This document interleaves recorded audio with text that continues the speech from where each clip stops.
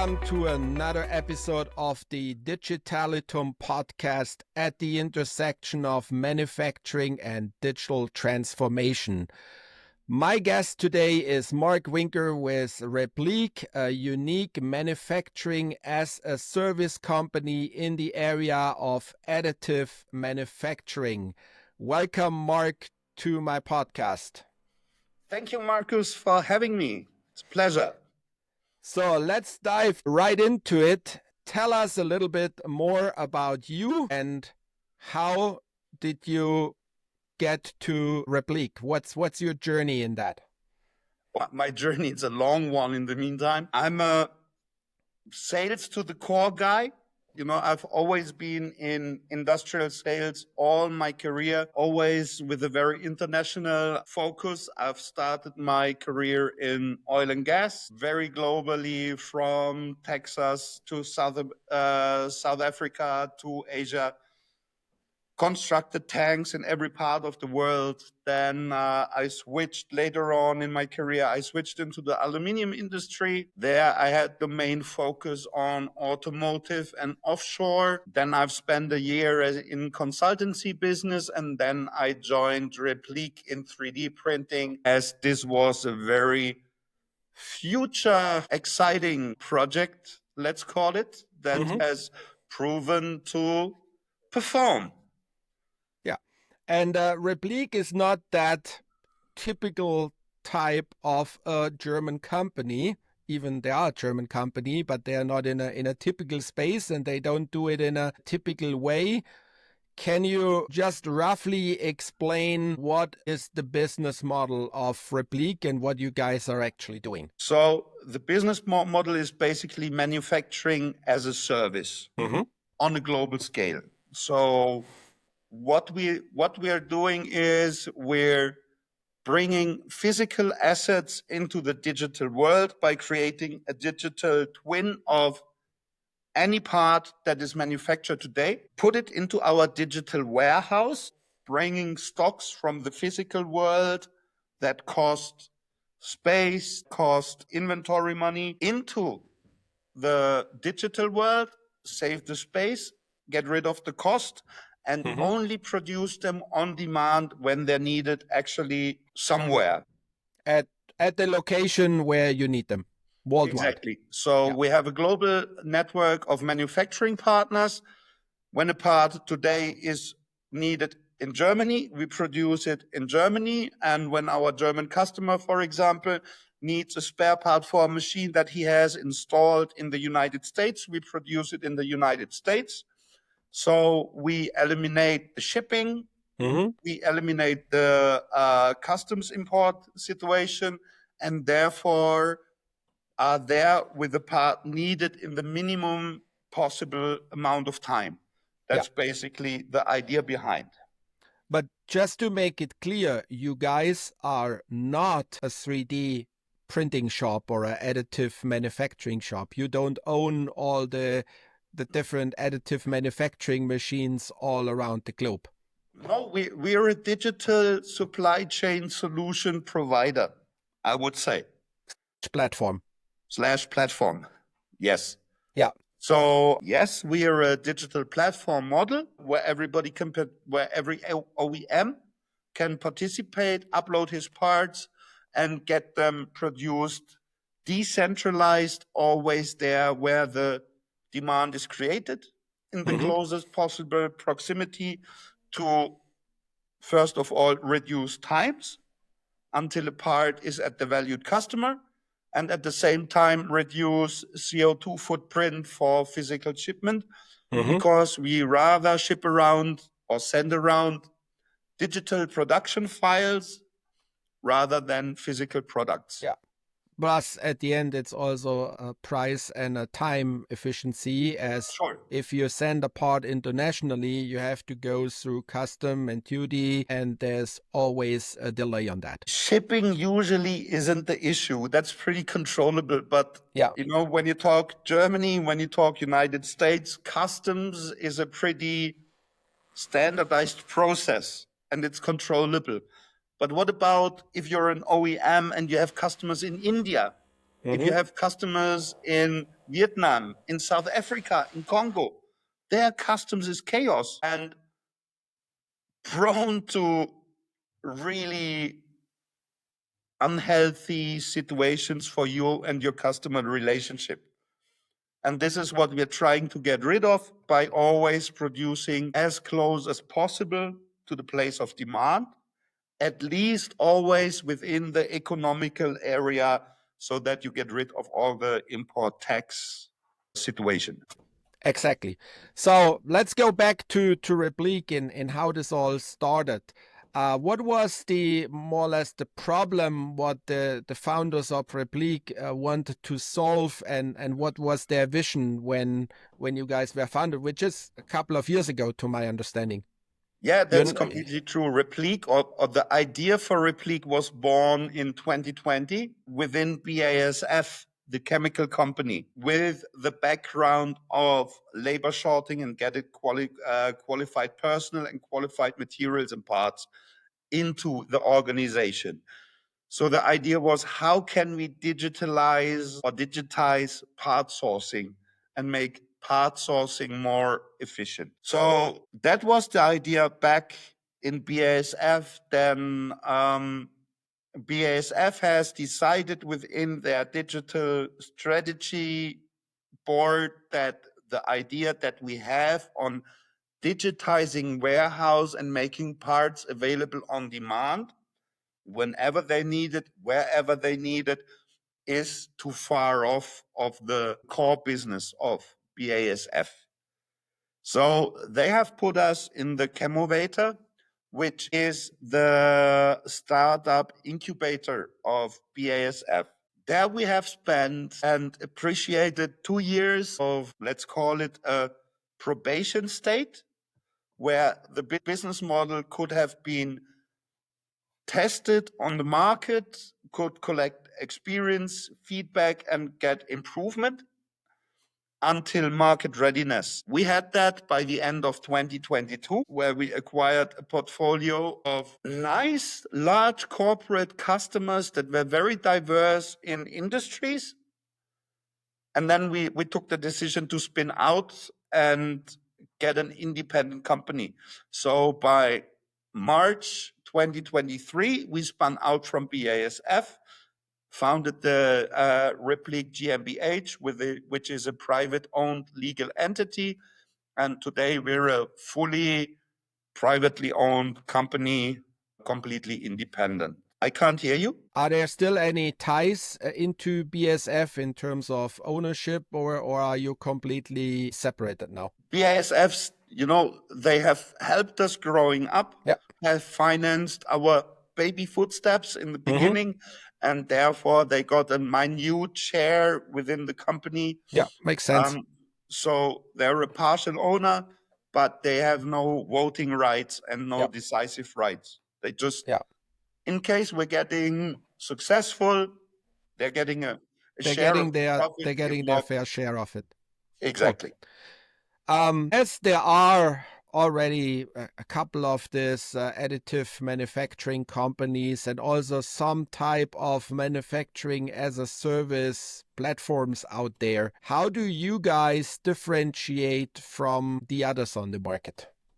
That's pretty simple and pretty straightforward. So most of the 3D printing or manufacturing as a service platforms that are out there, they operate on a short-term business focus. So you upload a part, you get an instant quote, and you get a part within a very short delivery time, according to the 3D model that you've uploaded. Yes. But being an industrial person, you and I, we know a part most likely is not ready by the 3D design. There are tolerances, surface qualities, dimensions that cannot be displayed yet properly in a 3D model. Therefore, there is still a 2D manufacturing drawing allocated to the part. And this is where the complexity lies in. So getting an instant quote and the part produced from a 3D model today is not a problem. But It will not give you a part that you can put into purpose right away because surface is not right, tolerances are not right, whatever. You still have to post-process it in some sort of whatever. So the basic idea of Replique was to go into the spare part scenario and make the, store the part or the part design digitally, have it approved by the OEM, and then make it repeatable, independent of the demand location. But therefore, you always have to provide a part to the customer that can go directly into purpose. Either is it a machine part that goes into a CNC center, into a packaging line, whatever. It always has to fulfill the purpose. You unpack it and you put it there where it has to go. So that's the first differentiator. And the second differentiator is that we don't follow AI generated automated pricing tools because they're always a hoax. They're always a mix. They never are precise. So every part you send to us, you upload to us through our website, it always goes through a physical human engineering check and feedback. So we always have a consultancy involved, always focusing on the optimized outcome for the part that you need technically. And then once the technical specification is clear, we fine tune it commercially. So you get the best out of the technical specification, but also from a commercial point of view, always within the focus of your supply chain scenario. Is it a spare part? Is it a batch production? Is it bridge manufacturing or is it serial production? That's quite interesting. So you're not on the part level. You actually think of a whole bill of material of a machine, of a equipment, and Sure. you help manufacturers which may produce these parts in traditional methods, CNC and all of that, and help them. How could the same part be manufactured through additive manufacturing? And we More both efficiently, and we both know you cannot just take the CAD model of a CNC part and say, okay, I put that now on the 3D printer and I want it to have the same way. There are some optimization and all of that involved, right? Yes and no. So we can, as I said, originally our idea is coming from the spare part business model. Mm-hmm. So we really can reproduce any part, either is it a polymer part, a metallic part, or a ceramic part. Mm-hmm. We can reproduce it one-to-one to what originally has been there. Mm-hmm. But that's the spare part scenario. Through geopolitical situations that happened in the last couple of years, Corona, Panama Canal draft, no ships going through. Yeah. On the other side, we have the Arabian Canal, where the Houthis are making trouble, pirate attacks and all of that. Yeah, hijacking ships, hindering ships from going through.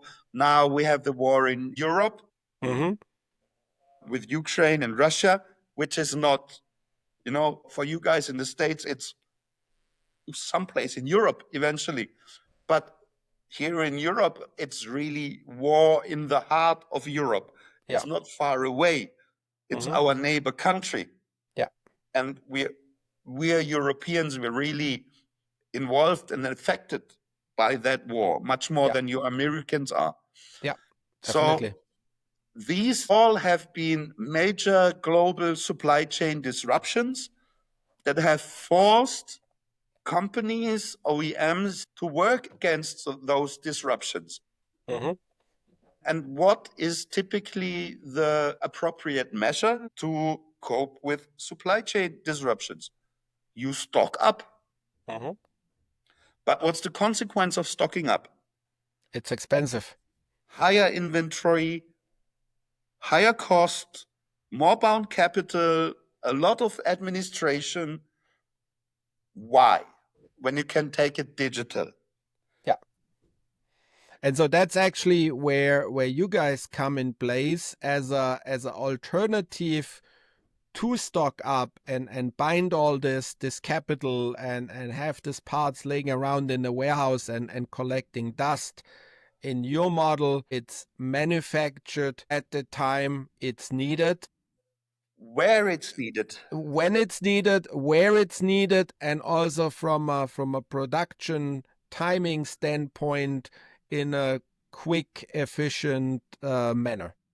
Yes, exactly. That's it doesn't take 12 weeks to manufacture that part. You guys do it, I don't know, in a day or so. Theoretically a day, yes, or theoretically overnight, yes. Yeah.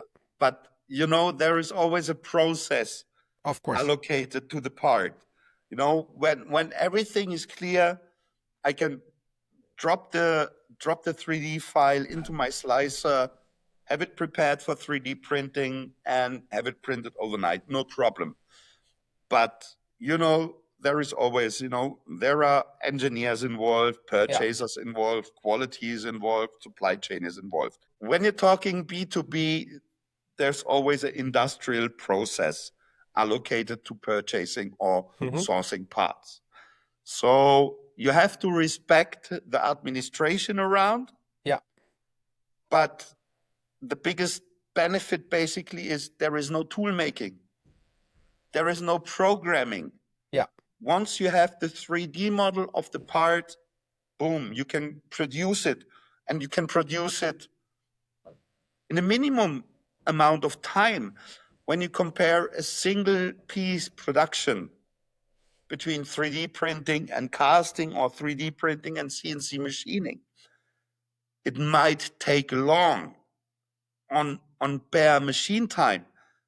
But when you consider the setup time, the programming of the CNC machine, the handling in and out, the post-processing, packaging. The overall time it takes to manufacture, from planning to engineering to programming to making it, that's the whole time. And in additive manufacturing, that can be cut out. You mentioned you guys do manufacturing as a service, but you don't own the printing equipment. This is run through independent partners.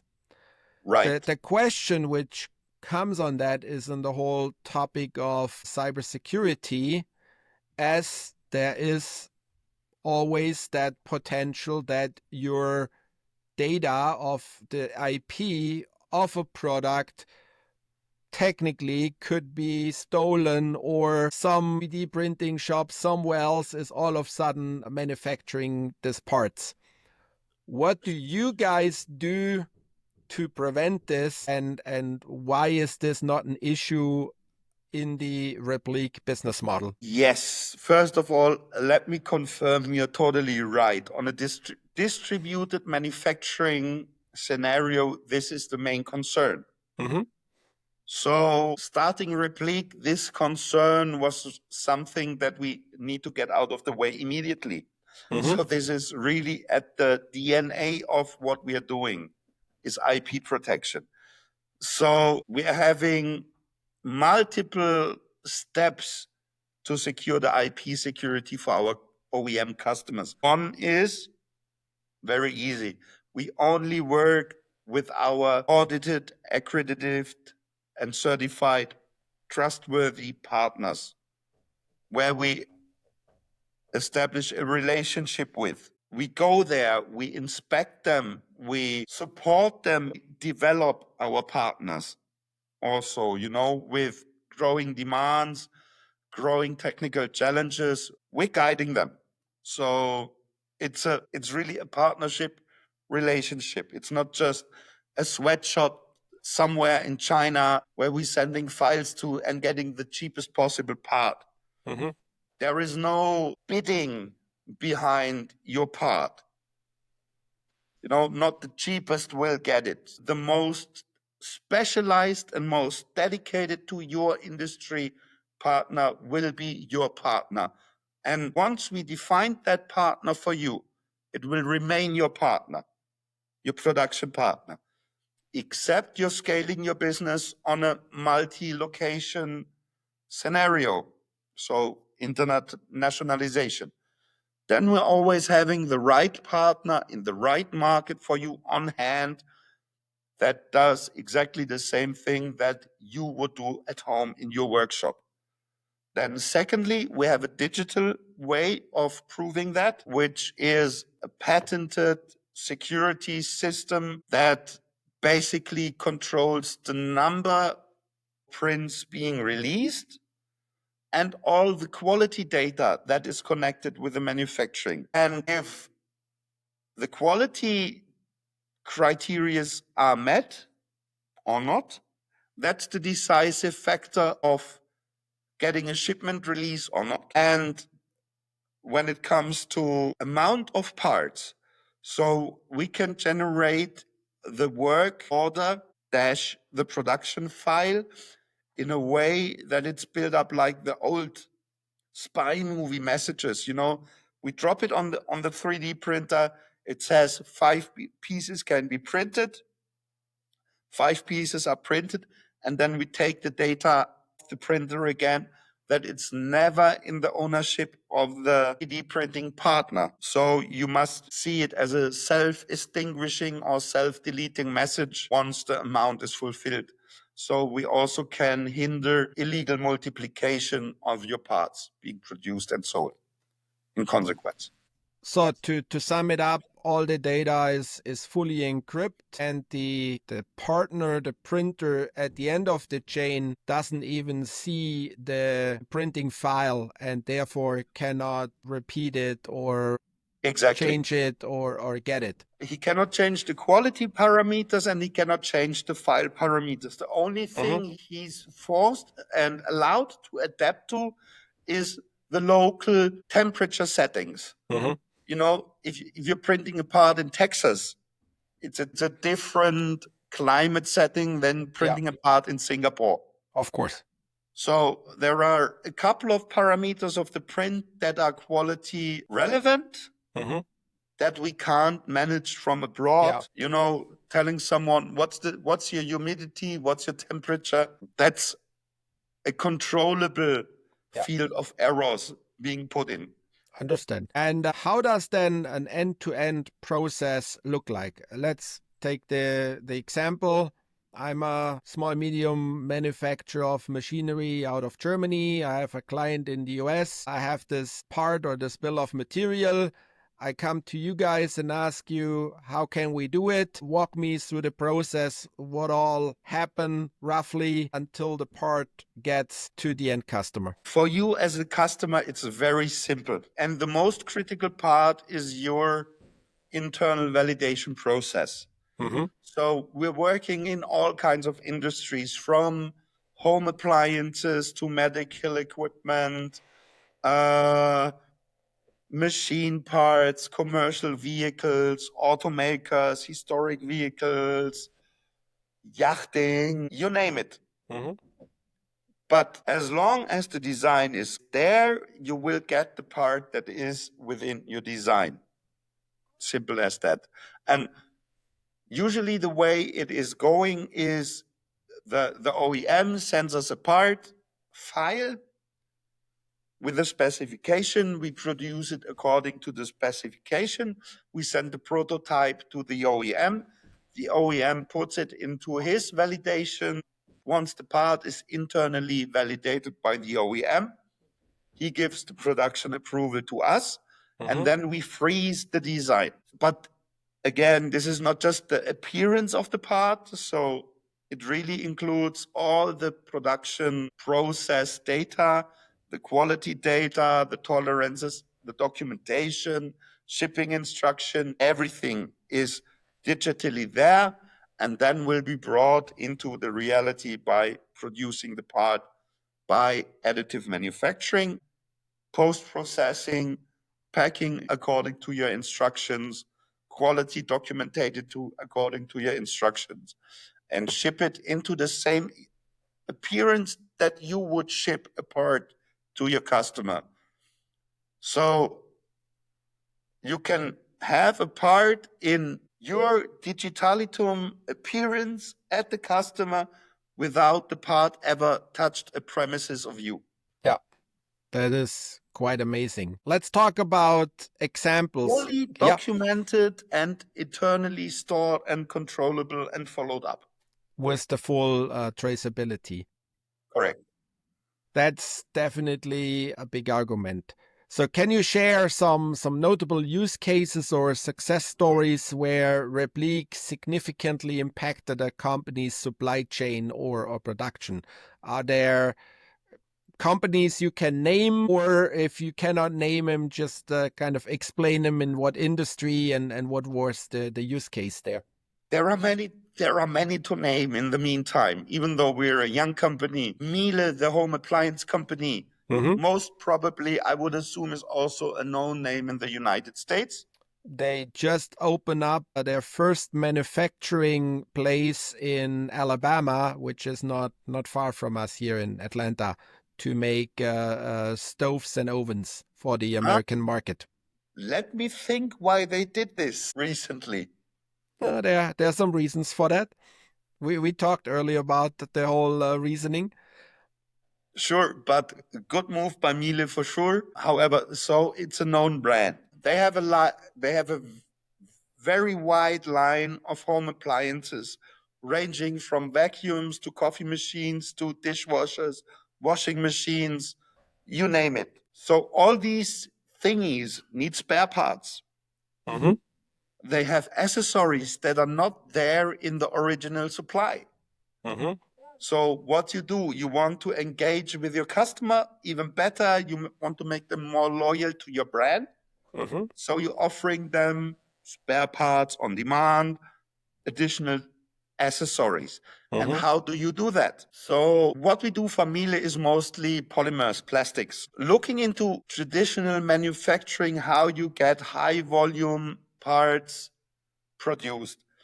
You make a mold from a tooling steel that costs you at least $10,000, takes at least 6 weeks to establish. And then you can produce. And then you put that in a mold injection machine, and then you can run parts. But nobody is running that injection molding machine for 37 parts.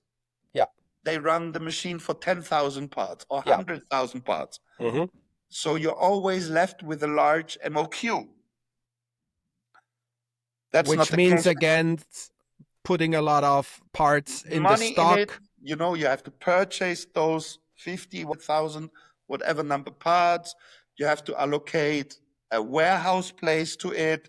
You have to create a cost center for it. You have to put people there that are taking care of the in and outs.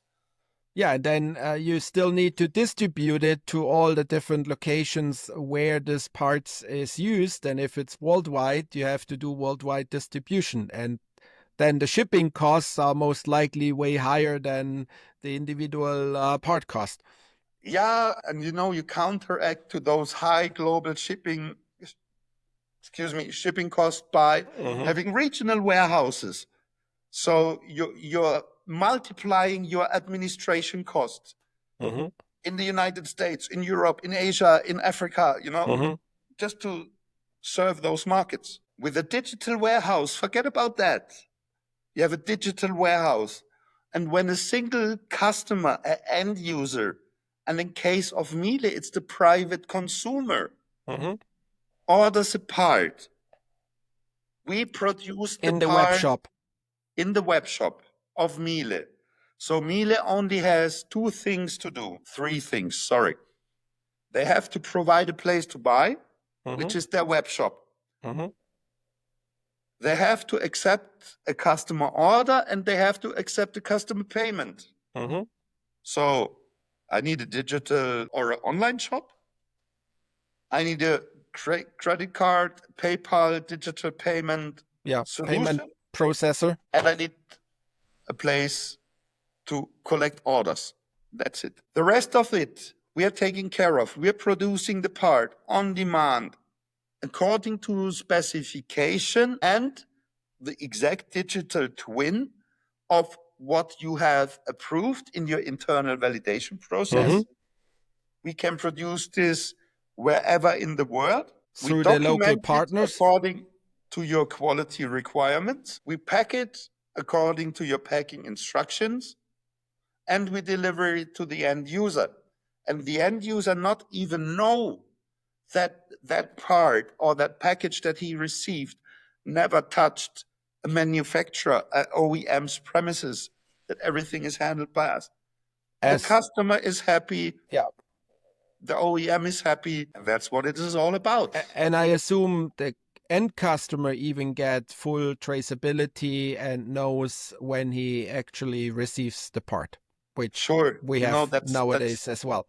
That's the standard shipping service every courier service provides you. That is quite amazing. And the savings, again, is you don't need to make that mold. You don't need to do that warehousing, that international shipping, all the delay involved, all the administration, and the administrative impact, different currencies, and so on and so on. In a digital warehouse, you save on space, you save on cost, you save on people. Therefore, the full infrastructure you as an OEM have to provide is a place to buy it, either physically or digitally. And the payment service and the internal ERP was managed at all. Exactly. Yeah. Yeah. So we're talking to young design or we're working with young design brands that create furniture, seating furniture. They don't have a warehouse. They don't have a workshop. It's just the designer with an idea who created a web shop, selling the product online, have it decentralized, produced through us, shipped to the customer, and he just sits there and earning money from his design. Yeah.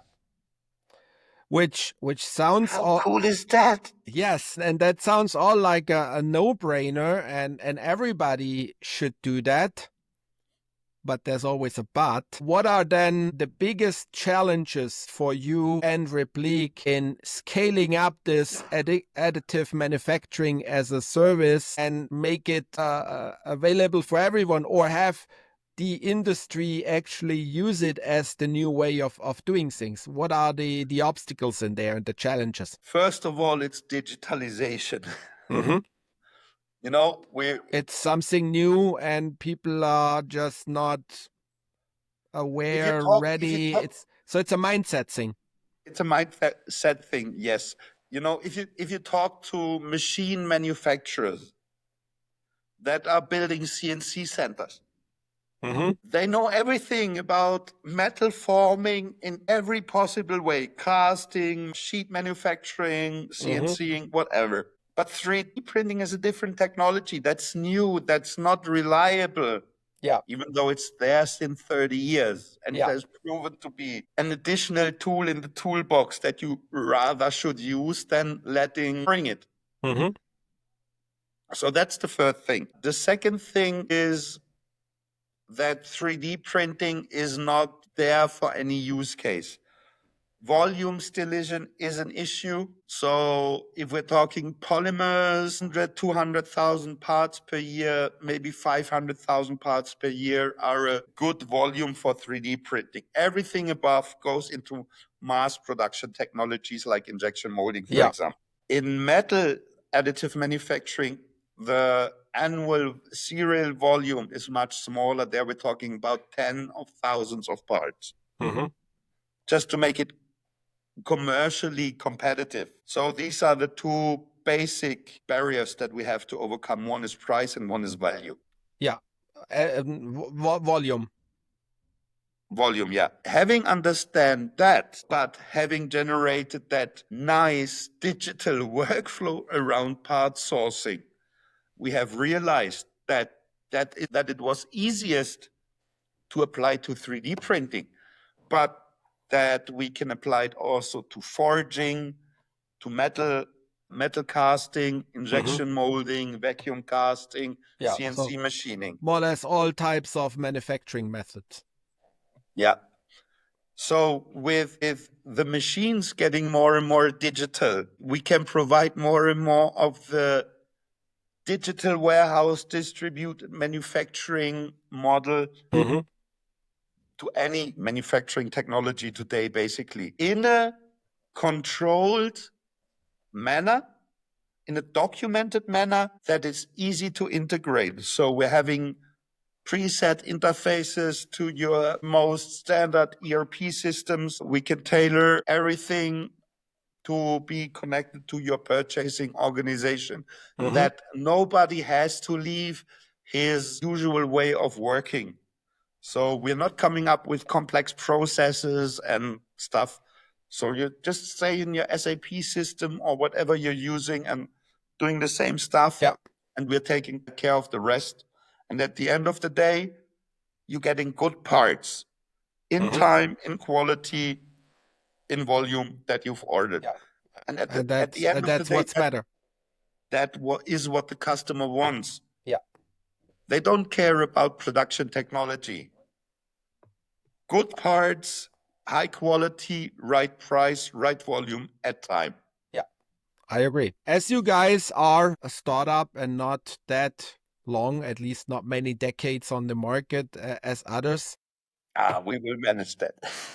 but there's also the future and technology and new things. There is currently this big hype about AI. What do you see in how your business model will go further by adopting even more technology and, for example, AI? Can you speak about that? Give me a second. Yes, I guess you're looking something up. Yeah, I just want to show you something. Yeah. And you actually can share your screen if you want to. Yeah. So let me quickly share. Sorry for that. So AI this, Markus. AI this. How would you solve a real life physical problem with AI? Yeah. You simply don't. That's the, just for the viewer who just listened to it, this is a picture of the Evergreen cargo ship gets stuck in the in the Suez Suez Canal 2 Canal. years ago. Exactly, which hold up the entire world supply chain. And currently in the news is the other topic of, for example, the Panama Canal and some tensions there, and the impact this specific canal has to world economy. And there can always happen something. Yeah, so Yeah. AI real world problems, physical real world problems, you don't solve them with AI. Yes, First of all. I agree. So, yeah, AI offers some cool opportunities, but it's not the holy grail for everything. For additive manufacturing or for digital manufacturing, the beauty lies in getting designs to life. So AI will help less educated people, not educated engineers that can make a technical drawing and evaluate the 3D model out of that, to produce parts according to specification and drawing. Today, only engineers can do that. Designers can do that. In the future, AI will help the consumer to create products according to his own needs, where he can create a model, he can upload it, and he can have it produced not in 10,000 of pieces necessarily. He can have it produced by one, just for himself. Personal use for his personal improvement of life. And we're seeing this already today in medical applications, where standard things like casts getting tailored to the patient's specific needs. You know, his physics of the arm. Yeah. My arm is looking different than yours, just by outer dimension. Yeah, by, for example, using 3D scanning methods to scan that individual body part and then make a custom whatever it needs to it. Yeah, sure. So, but then you're only at the outside of your arm.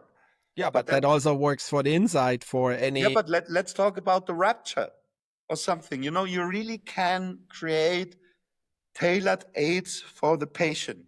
And this is already happening today in a large scale. Insoles for shoes are 3D printed today because you really can produce them according to patient's needs. Yeah. And you don't have to have craftsmen sitting there and carving something expensively from a block of something. You scan it, you upload it, and you get a part. Sweet and simple. Yeah, that's how it should work. As we're coming to the end, what would you recommend to companies looking to integrate additive manufacturing in their supply chain? What things should they look at, and what is necessary, and what are things which are not adding any value? I will generate a lot of hate from my friends at the machine manufacturers now, but owning printers is not the solution. Having a desktop 3D printer that can print you your glass holder for the dishwasher, that's something you can do at home. But when you're talking about industrial applications, we're talking about capital investments. An industrial 3D printer, even if it's just polymer, it costs you 200 grand. Mm-hmm.